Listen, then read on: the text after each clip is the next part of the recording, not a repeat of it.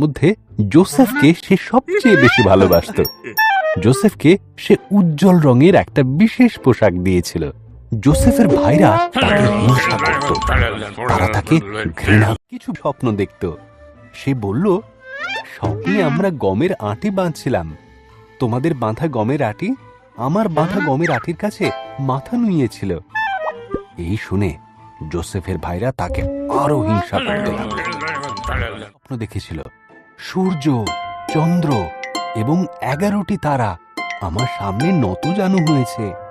তার বাবা আর ভাইয়েরা অভিযোগ করলো, তুমি কি বলতে চাও? তুমি আমাদের শাসন করবে? মাঠে মেষ চড়াচ্ছিল। তারা দূর থেকে জোসেফকে আসতে দেখল।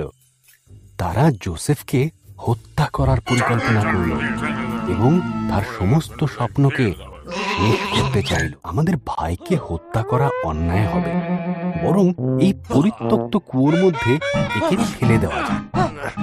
তখন তারা জোসেফের বিশেষ পোশাকটি খুলে নিল এবং তাকে কুয়োয় ফেলে দিল।